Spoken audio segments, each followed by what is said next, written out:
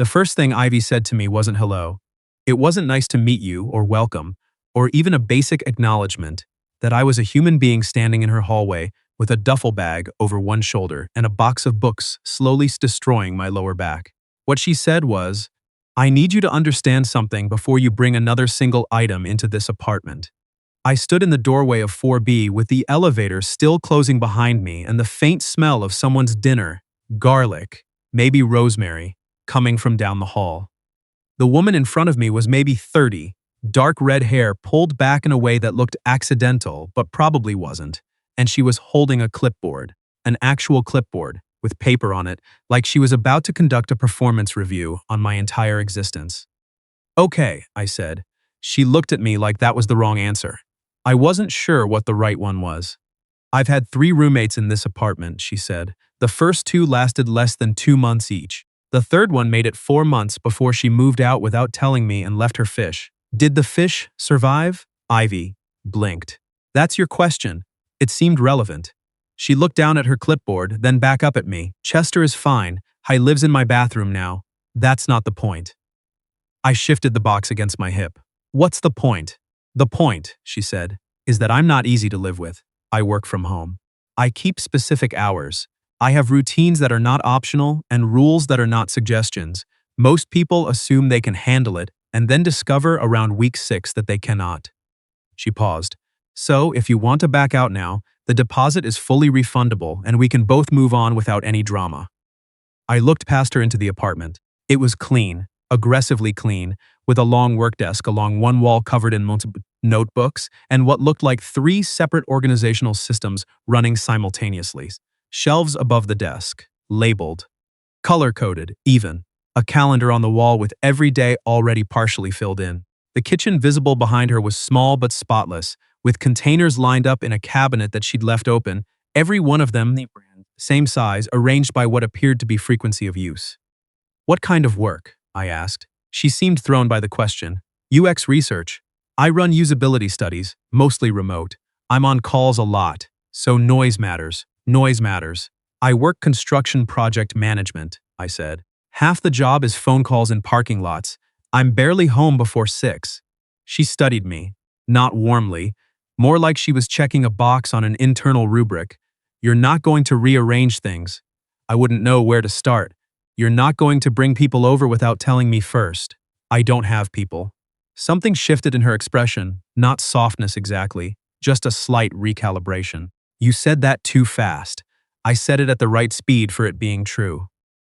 Ivy looked at me for a long moment, then stepped back from the doorway. "Room's on the left," she said. "There's one shelf in the bathroom for your things. Don't touch the shelf above it. Don't use the dish towels that say hand on them for anything other than hands. And don't move the router."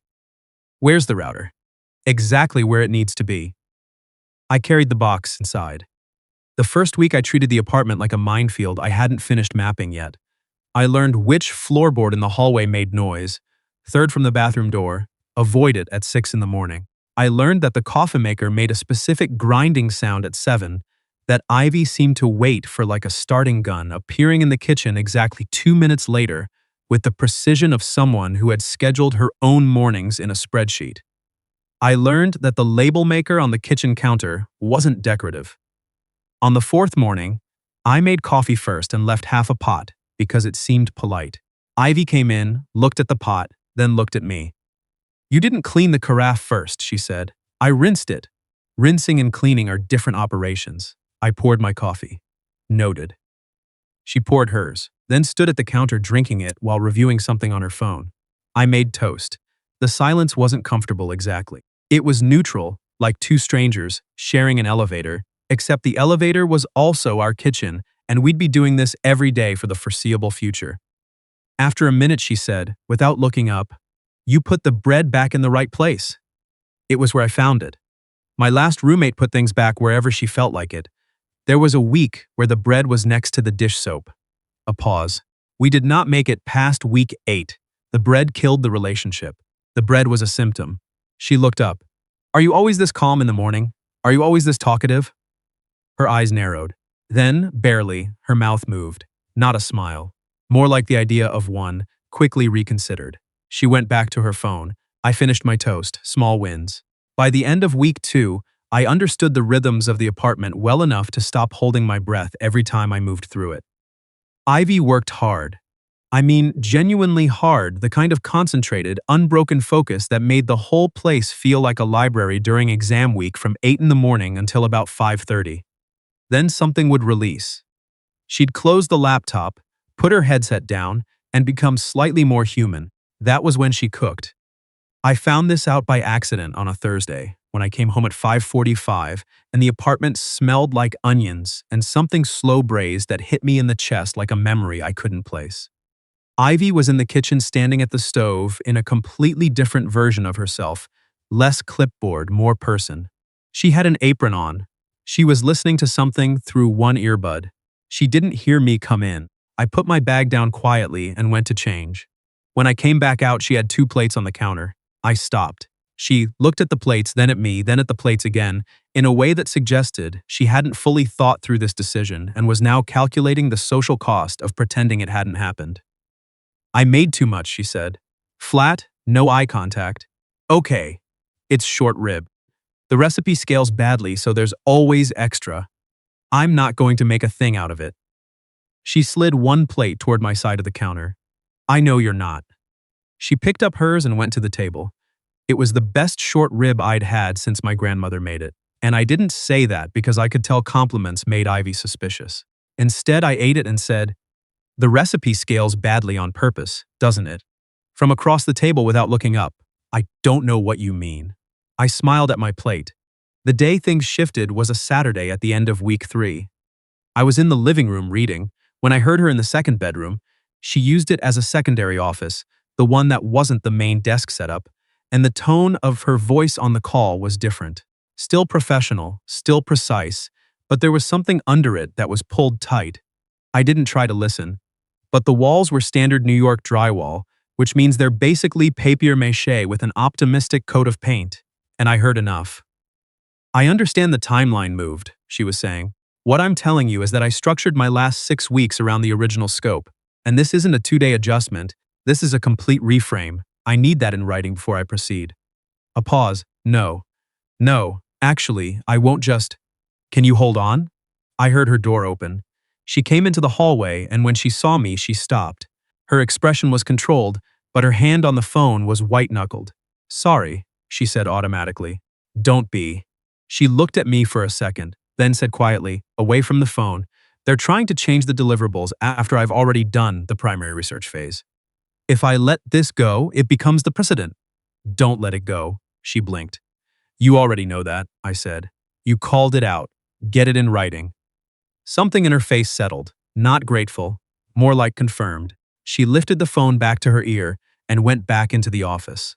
10 minutes later, I heard the call end. She came out and stood in the kitchen doorway with her arms crossed and the look of someone who had just done something unpleasant but correct. They're sending the updated scope, she said. Good. She looked at me carefully. Most people would have said something like, I'm sure it'll work out. Most people would have been wrong. She uncrossed her arms. I'm ordering Thai. Do you want anything? I don't know exactly when the apartment stopped being Ivy's place that I happened to live in and started being the place where we both lived. It wasn't one moment. It was a series of small calibrations that neither of us announced.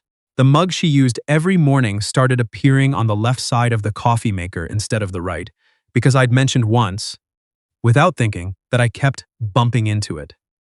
She never said she'd moved it. It was just different the next day. I started putting my keys in the bowl by the door instead of in my jacket pocket because she kept having to wait if I needed to unlock something and couldn't find them.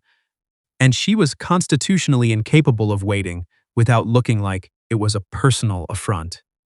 We ate dinner together 3 or 4 nights a week without scheduling it. It happened slowly enough that neither of us could identify the turning point, which was probably why neither of us panicked about it. Then her sister called. I was in the kitchen when Ivy came out of her office for the first time all afternoon, and I knew something was wrong before she said anything because her clipboard was gone and her hands were empty, which for Ivy was like walking outside without shoes. My sister is coming to stay, she said, for the weekend. Starting Friday. Okay, I'm telling you now because you should know. I appreciate it. She sat down at the kitchen table, which she almost never did in the middle of the day. We don't have a. It's complicated. Her and I sat down across from her. She thinks I'm too rigid, Ivy said. She says I organize my life to avoid living it. I didn't say anything. She's not wrong, she said, which I hadn't expected. But she's also not the one who had a business fail because her partner took the client list incorporated tube streets away, so I'm allowed to have systems. There was a lot in that sentence. I let it sit. She makes me feel like being organized is a character flaw, Ivy said, quieter. Like there's something wrong with knowing where the bread goes. There's nothing wrong with it. Her eyes came up to mine. I've lived in shared housing 4 times, I said. You're the easiest person I've ever coexisted with. The systems aren't the problem. The systems are what make this work. She looked at me for a long moment. You're saying that because you found the bread twice. I'm saying it because I mean it. She looked away. Her jaw worked slightly. She'll rearrange the living room furniture because she can't help herself. Then we'll put it back. She'll say I'm being too intense about the router. The router's fine where it is. Ivy stood up, picked up her empty water glass, set it in the sink. Then she said, to the window above the faucet, "Thank you. For what?" "For not saying it'll all be fine. I don't know if it'll be fine," I said. "But I'll be here while it's happening." She didn't turn around. But her shoulders dropped. Just a little. Her sister was named Jess, and she arrived Friday evening with a rolling suitcase, strong opinions, and the specific energy of someone who had decided in advance that this visit was going to be transformative. She was warm in the way that Ivy was not. Immediately familiar, laughing easily, the kind of person who makes a room feel fuller by volume. She was also, within 20 minutes, rearranging the throw pillows on the couch. Ivy stood in the kitchen watching with the expression of someone diffusing a bomb with their eyes. Jess looked at me. "You must be the roommate. I've heard exactly nothing about you, which means she likes you." "That tracks," I said. Ivy said, from the kitchen. "I talk about him." Jess looked between us, slow and pleased. "Right." Dinner was pasta. Ivy had cooked, which Jess immediately pointed out was different. Apparently Ivy didn't cook for roommates, which Ivy denied with enough specificity to confirm it. I made a salad that I had no business making, and that tasted, according to Jess, like a parking lot, and according to Ivy, like effort, which was enough. The sisters had a rhythm. Not easy exactly, more like 2 people who grew up speaking the same language, but had spent a long time translating back. Old jokes that landed slightly sideways. Gaps where a sentence started and stopped, because the ending existed in a history I didn't have access to. At one point, Jess said something about their mother, and Ivy's hand on her wine glass tightened, and Jess saw it and backed off, and I watched them both recalibrate without a word. Later, after Jess had gone to bed, and Ivy and I were cleaning up the kitchen, I said, "She loves you." "I know," Ivy said. "She's scared of you a little." Ivy stopped rinsing the pan. "That's backwards." "It's both directions," I said. "You're both doing it." She set the pan on the drying rack. She didn't disagree. "She thinks being more like her would make you happier," I said. "She's wrong. You don't know that. I know you were happy debugging your spreadsheet at 9 on a Wednesday night." She turned to look at me. "That's a strange thing to call happiness. It's what it looked like."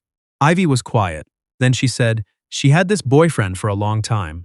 Back when I had the company, he was the one who convinced my business partner to leave. She didn't know what he was doing. I'm not saying she knew, but she chose him over me for a year and a half while I was rebuilding. And then they broke up, and she came back, and we were supposed to be fine." She dried her hands slowly. "We're mostly fine," she said. "But sometimes I'm still keeping track of the debt she doesn't know exists." It was the most Ivy had ever said at once that wasn't related to logistics or work. "Are you going to tell her?" I asked. "Probably not this weekend." "Okay, that makes me conflict avoidant." "It makes you human," I said. "Timing matters." She looked at the dish towel in her hands. The one that said hand. "I didn't handle the business thing well," she said quietly. "I got very contained. Organized everything I could reach because everything else felt like it was sliding. People thought I was fine.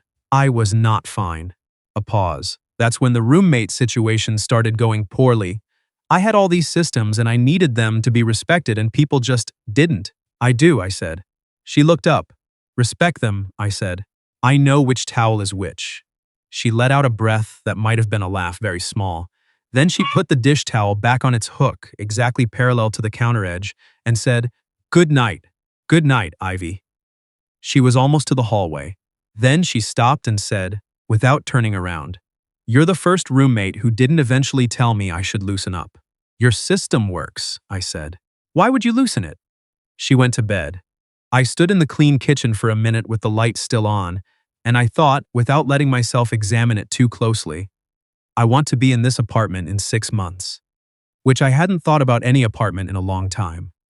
Jess left Sunday afternoon. Before she did, she helped Ivy put the throw pillows back where they'd been. Ivy had taken a photo before Jess moved them, which Jess found both insane and deeply correct, and they stood in the doorway doing that thing families do at the end of visits where the goodbye extends past its natural length, because neither person knows how to wait it properly. Jess hugged Ivy for a long time. Ivy hugged back, arms tight, eyes closed. "Call me," Jess said. "I call you. You text me logistical information. It's not the same." I said nothing, which was its own answer. After she was gone, the apartment felt the way apartments do after guests leave, slightly more itself, but also emptier than it was before they arrived, which is a specific kind of quiet that doesn't mean lonely exactly, just aware. Ivy sat on the couch, which she almost never did during daylight hours, and looked at the wall. I sat in the armchair. I didn't turn the TV on. "She means it," I said finally. "The calling, I know you could mean it back." She looked at me sideways. "Are you advising me on my relationship with my sister? I'm sitting here having opinions out loud. What you do with them is your call." She looked back at the wall. "She's the only family I have that I still talk to. Then she's worth the slightly uncomfortable phone call." Ivy drew one knee up on the couch. "What if I don't know what to say that isn't status updates?" "Say that," I said. "Tell her you don't know how to call without an agenda. She'll understand. She's clearly been waiting for it." Ivy was quiet for a long time. Then she picked up her phone, opened her contacts, and called Jess. I got up and went to my room. Behind the closed door, I heard her say, "Hey, I don't actually have anything specific to tell you. I just wanted to call." A pause. Then quietly, "Yeah, I know, me too. I don't know what made things change between us. I mean, I know when I started noticing it. I just don't know when noticing became something else." It was a Tuesday, 3 weeks after Jess's visit. I came home late because a site inspection had gone sideways, and a subcontractor had made a decision about drainage that I needed to diplomatically explain was going to get someone sued. I was tired in the specific way that project management makes you tired, which isn't physical. It's the tiredness of having to be reasonable for 8 hours straight. Ivy was at her desk when I came in. I dropped my bag, went to the kitchen, and started making something that could loosely be called dinner. Eggs, toast, whatever was in the fridge that had already been cooked and could be repurposed. She appeared in the kitchen doorway. "You're doing the sad scramble." "The what?" The eggs you make when you don't want to talk about your day." I looked at her. I didn't know that was a pattern. It's a pattern. I looked at the eggs. The drainage is going to cost $40,000 to fix, and the subcontractor is going to try to make it my problem. Is it your problem? Legally, no. Administratively, yes, because I have to manage the process of it not being my problem.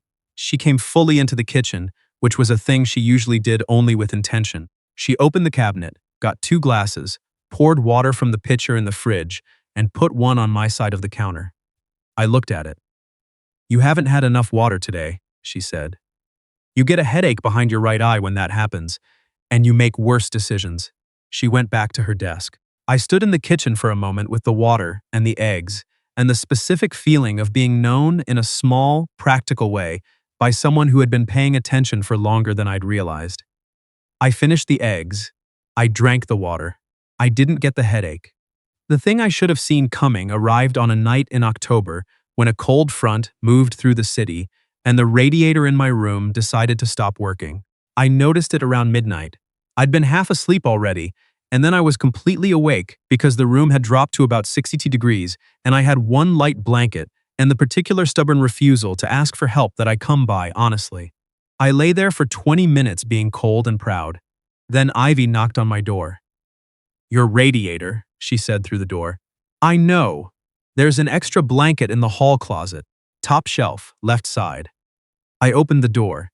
She was in the hallway in a gray sweatshirt and the expression of someone who had been awake for reasons she wasn't explaining, holding a neatly folded blanket that she'd already retrieved. I took it.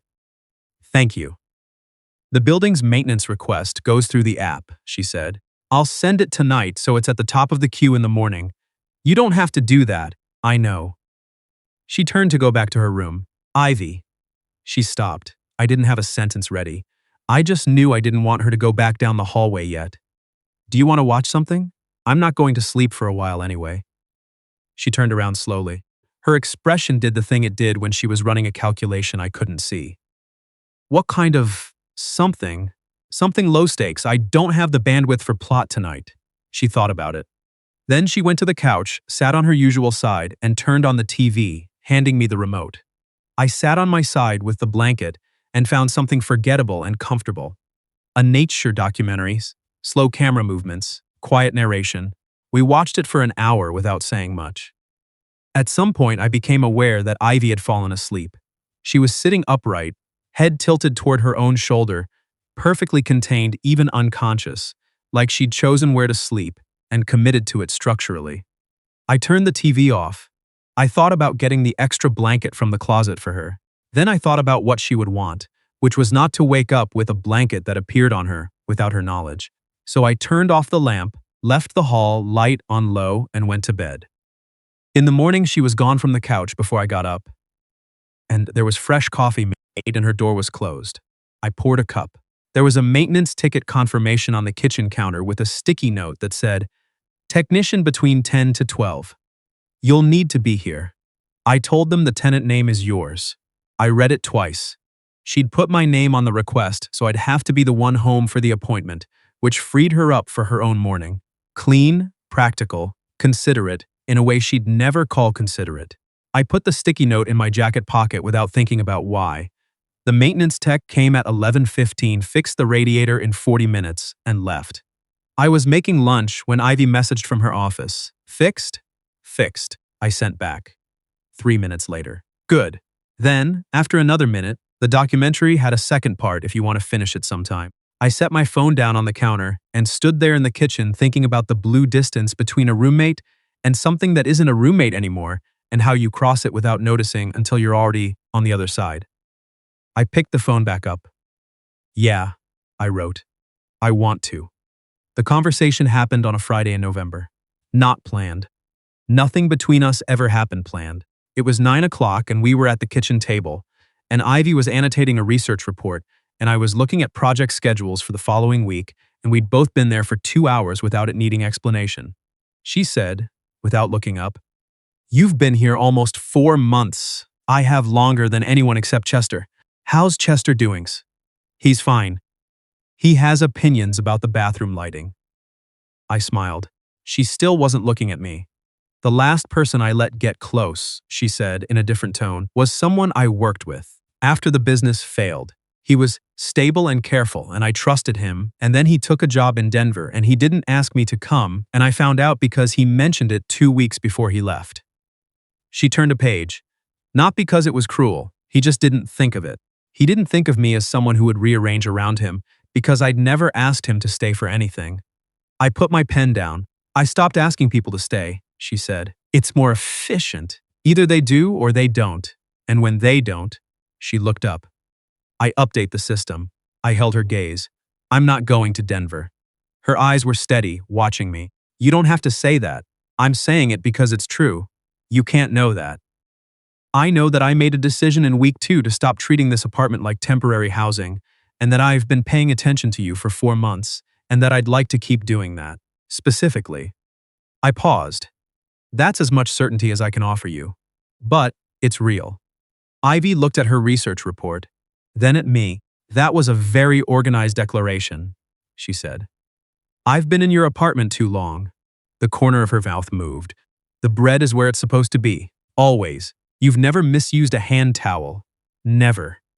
She set her pen down on the report, parallel to the edge of the table, and looked at me with the specific expression she wore when she'd made a decision and wasn't going to hedge around it. "Okay," she said. That was the whole word. But from Ivy, okay was a complete sentence. I didn't do anything dramatic. Neither did she. She picked her pen back up, and I picked mine back up, and we sat at the table for another hour in the same positions we'd been in all evening. Except that the air in the apartment had changed into something warmer, and neither of us said anything about it. Because we didn't need to. That was how it started. Not with a grand moment, with a word and two pens, and the city moving quietly outside the window, while the router sat exactly where it needed to be, and the bread was in its place. And Chester did whatever Chester did in the bathroom, and we stayed. Months later, when people asked how we went from roommates to whatever we were, Ivy would say, simply consistent behavior over time. And I would say, she made short rib. And she would say, that was about the recipe aisle. And I would say, I know. And she would look at me the way she did when she'd been found out by someone she trusted, which was a look I had been carefully earning since the day she met me in that doorway, with a clipboard and a warning, and no idea that I was already interested in being the kind of person who'd be worth warning. I never told her that. She figured it out herself. She always did.